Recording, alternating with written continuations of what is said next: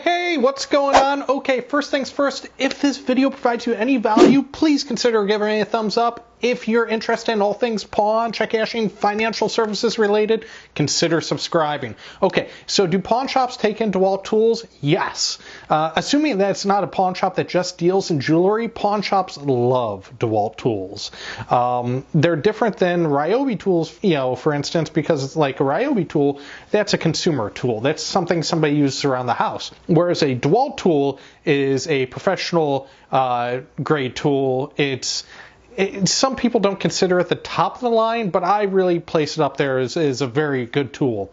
So yes, pawn shops do often take in Dewalt tools. Now, how much do they pay for them? About 30% of their used eBay value. And how you can calculate that is simply by going to eBay, searching your model number, looking for a used tool similar to yours with all the accessories you have. So if let's say you have a DC 790, which is a drill. It's either 790 or 970. It doesn't matter. Let's say you have a Dewalt drill, right? And you only have one battery, but you see them on eBay with two batteries and a charger. Well, you have to take a little off for that second battery you're missing. So make sure you're comparing apples for apples in the accessories that you have included. And in addition, condition-wise, you can't look at the new drills listed and be like, well, that's how much mine's worth. You have to look at them when they're used, when they have similar marks and scratches and that type of thing on them. With that in mind, if your drill has owner's marks on them, if you've engraved your name into it or you've Sharpied your name all over it, that's going to detract from the value as well. I understand why you do it. You do it because you take your drill to the job site and you don't want to have John steal your drill, maybe inadvertently because it looks just like his, so you write Chuck on it, and that way it keeps your tools with you and his tools with him, and there's no fighting. I get it. I get it. It's completely understandable. But when it comes to a pawn shop, what they're looking at is they're like, okay, I have this drill that says Chuck on it.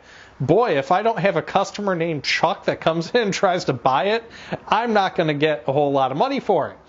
Because for the same reason that you're writing your tool on it so somebody else doesn't steal it, it's the same reason that a pawn shop would have difficulty selling it.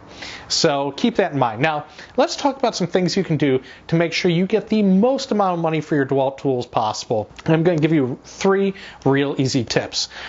First tip, as I've mentioned, accessories, make sure you bring everything with you. 2 batteries and a charger, that's a great start for just about any cordless tool. If it's a hammer drill, having that T-handle, that definitely helps. If it's a chucked drill that still uses a key, having that key is critical.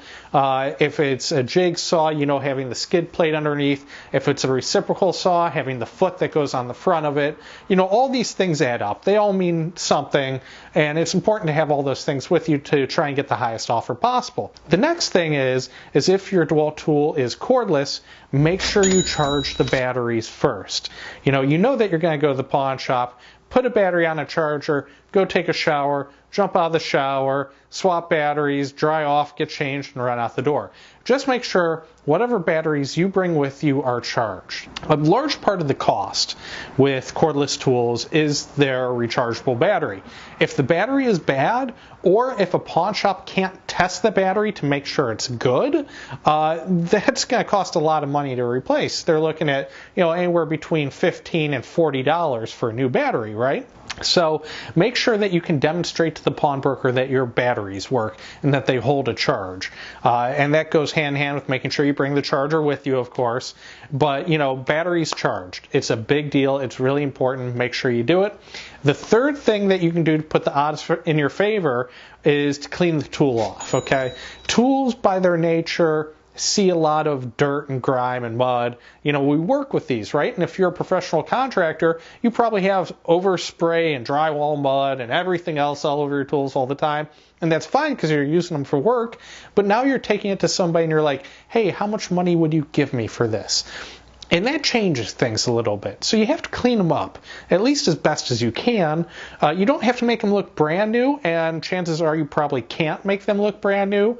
But, take a damp towel and wipe them off. Get the heavy mud off there. Get the heavy dirt off there. If you want to spend a little time with some rubbing alcohol and take some Sharpie or overspray off, that's great. You don't have to spend forever doing this, but spending 5 or 10 minutes doing that before you leave the house might end up with 20% more money in the end. So it's worth doing, right?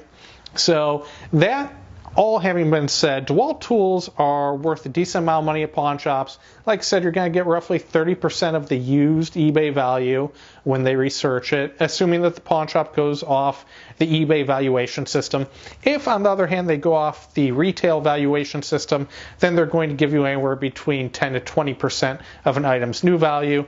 So if you spent $279 on your drill set at Home Depot, you're looking at someplace between, let's say, 20 and 50 bucks at a pawn shop. But it's going to vary pawn shop to pawn shop. It's going to vary on demand. It's going to vary on your region, and it's going to vary on the season too. There's not a whole lot of pawn shops interested in taking, like tree splitters in the middle of, January. It's a little bit of the wrong season there, if you know what I mean. So with that having been said, I think that you're in a very good position to make a good cash loan for your tools if they are DeWalt, if they are newer, if they are 20 volt and up. 18 volts getting a little old. 12 volt non-lithium ion, the old 12 volt nickel cadmium, that's really should be completely phased out. But if it's 20 volt and newer, you're in good shape. So just make sure you have everything cleaned up, charged batteries, go and shop them around. Go to a couple pawn shops, see who gives you the best value for it. So that's my advice for you. Wish you the best luck. If you have any comments, leave them below. And like I said, if this video has provided you any value, gave you a little nugget where you're like, oh yeah, I'll charge the batteries, good idea, give the video a thumbs up. I really appreciate it. If you want to learn more about this stuff, please consider subscribing.